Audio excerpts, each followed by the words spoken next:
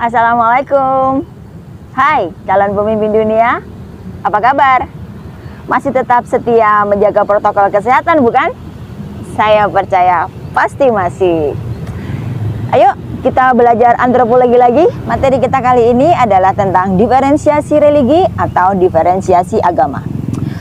Secara luas, agama adalah keyakinan terhadap keberadaan Tuhan sebagai pencipta langit dan pencipta bumi. Masyarakat Indonesia merupakan masyarakat yang plural dan sekaligus masyarakat yang religius. Ada 6 agama loh yang diakui di Indonesia secara resmi: Islam, Kristen Protestan, Kristen Katolik, Hindu, Buddha, dan Konghucu. Selain agama, ada pula kepercayaan-kepercayaan yang berkembang di masyarakat, seperti kejawen di Jawa, Pelebegu di Nias, Kaharingan di Dayak. Baik agama maupun kepercayaan mempunyai kedudukan yang setara. Agama satu dengan agama yang lain dianggap sederajat. Tidak ada agama yang lebih tinggi kedudukannya dibanding agama yang lain. Itulah sebabnya agama masuk dalam diferensiasi sosial, bukan stratifikasi sosial. Lalu, apa sih yang membuat agama-agama itu sederajat? Jawabannya karena setiap agama mempunyai komponen religi yang berjumlah 5. Apa saja kelima komponen religi itu? Check it out.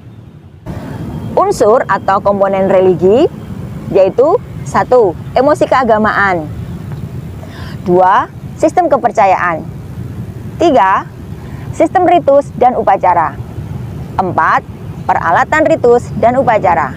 Yang kelima adalah umat beragama atau kelompok keagamaan. Kita bahas satu persatu yuk. Emosi keagamaan adalah getaran jiwa yang suatu ketika pernah menghinggapi manusia sepanjang hidupnya. Yang ini akan mendorong manusia mempunyai sikap serba religi. Emosi keagamaan ini dapat ditemukan pada sikap takut bercampur percaya kepada sifat yang gaib dan keramat yang berada di luar jangkauan pemikiran manusia. Contoh dari emosi keagamaan adalah seorang yang membaca doa-doa dengan penuh kekhusyukan pada saat melewati suatu tempat yang dianggap oleh sebagian banyak orang sebagai tempat yang angker. Emosi keagamaan dalam contoh tadi disebabkan karena adanya kesadaran manusia akan adanya makhluk halus atau jiwa dari orang yang meninggal. Orang tadi yang ketakutan tadi menganggap bahwa roh atau jiwa orang yang meninggal itu masih bergentayangan di sana, sehingga akan bisa mempengaruhi dan menghantui orang-orang yang melewati di sana. Contoh lain dari emosi keagamaan yaitu ketika seseorang berdoa dengan khusyuk setelah sholat misalnya, doa dengan khusyuk, pasrah, dan penuh harap akan adanya solusi dari Tuhan ketika menghadapi sebuah kesulitan atau masalah yang sangat berat dalam hidupnya.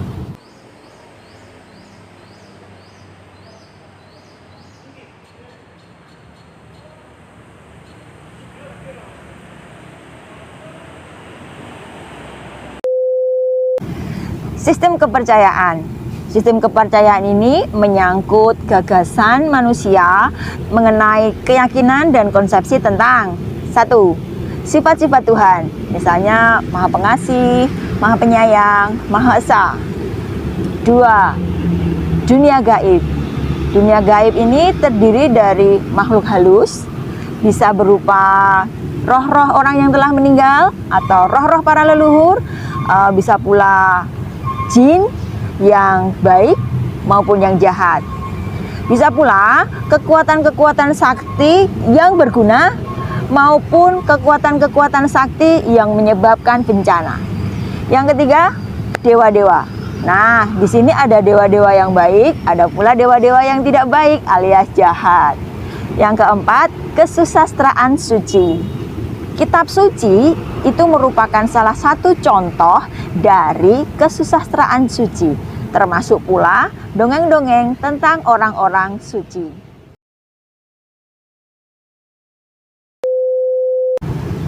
Sistem ritus dan upacara ini merupakan wujud aktivitas manusia dalam melaksanakan sembah kepada Tuhan, kepada dewa-dewa, kepada roh-roh halus, dan juga nenek moyang. Aktivitas ini dilakukan secara berulang-ulang seperti sholat, puasa, semedi, berkurban, bertapa, ataupun kebaktian. Peralatan ritus dan upacara. Biasanya saat melakukan ritual atau ibadah, digunakanlah berbagai peralatan dan sarana ritual atau upacara seperti tempat upacara, bisa masjid, gereja, vihara, bahkan makam pun bisa. Yang kedua, benda-benda upacara. Benda-benda upacara seperti patung dewa-dewa. Bisa patung Yesus, patung Bunda Maria, tasbih, rosario, bahkan sajen. 3. Saat upacara atau ibadah. Kapan waktunya? Bisa maghrib, bisa tengah malam, bisa hari Minggu. Yang keempat adalah orang-orang yang melakukan upacara. Nah, ini biasanya para pemuka agama seperti pendeta, pastor, kiai, ustadz, dan lain-lain. Umat agama atau kelompok keagamaan dalam bahasa Inggris disebut dengan religious community adalah kesatuan masyarakat yang mengkonsepsikan dan mengaktifkan suatu religi beserta sistem upacara keagamaan. Umat agama ini misalnya keluarga inti yang terdiri ayah, ibu, anak. Bisa pula kelompok kekerabatan, misalnya terah. Bisa pula komunitas, bisa pula perkumpulan. Well, calon pemimpin dunia yang baik hati, sampai di sini materi kita kali ini. Sampai ketemu di video selanjutnya. Saya Supartini undur diri. Bye-bye. Assalamualaikum.